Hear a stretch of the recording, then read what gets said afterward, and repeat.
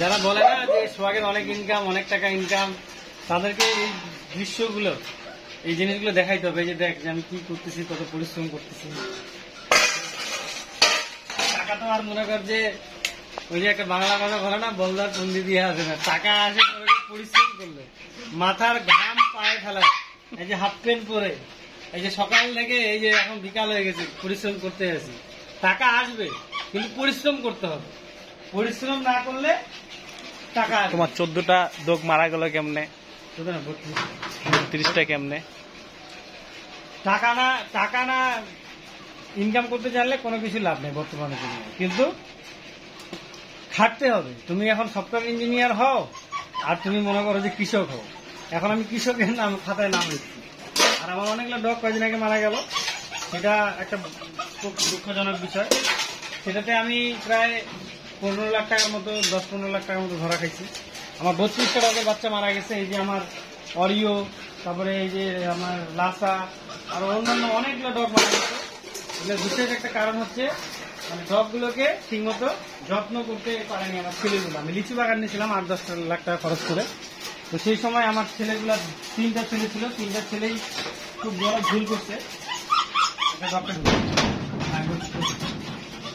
অনেক বড় ভুল করছে। এই ভুল করার কারণে আমার ডগগুলো সব মারা গেছে। এই যে ডাকলাম, সবাই চলে আসছে।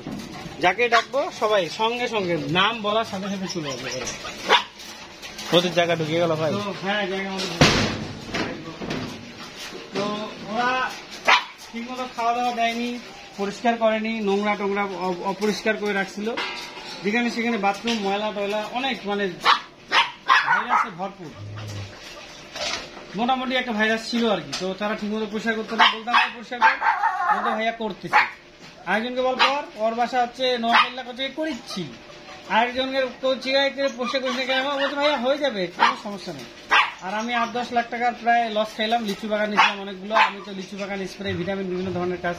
আমার আরেকটা নিউজ আছে, সেটা হচ্ছে আমার ইউটিউব চ্যানেল পেজ, এটা হচ্ছে শখের কৃষি খামার দিনাজপুর।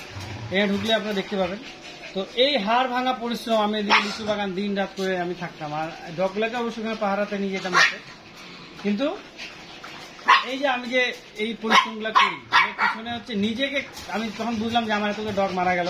তারপর করছে কি 5-6 দিন ফ্রিজ বন্ধ করে রাখে দিচ্ছে। এই যে ফ্রিজের মাংসগুলো পচে, ওই খাবারটা প্লাস অন্যান্য এদিকে ভাইরাস সব মিলে আমার মানে ভাইরাস শুরু হয়ে গেল খামারে। আমার এই যে রানীর বাচ্চা ছিল 6টা, ওই 6টা বাচ্চা মারা গেছে। রানী ওই 6টা বাচ্চা ছিল, 6টা বাচ্চাই মারা গেছে। না, একটা খালি বাচ্চা ছিল, অনেক কষ্ট করে বাঁচছিলাম, একটা বাচ্চা বাঁচিয়েছিলাম, ওটা 25,000 না 30,000 টাকা দিয়ে সেল করছিলাম। তারপরে এদিকে এই যে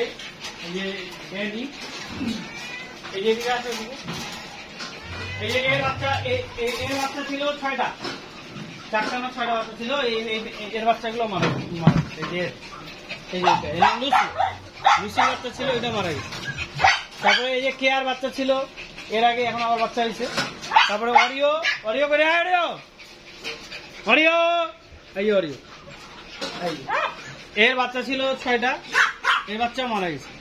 অরিও এখানে আসো, এখানে ওঠো তো, এখানে আসো, কাম অরিও কাম। আমার সব ডগগুলো সব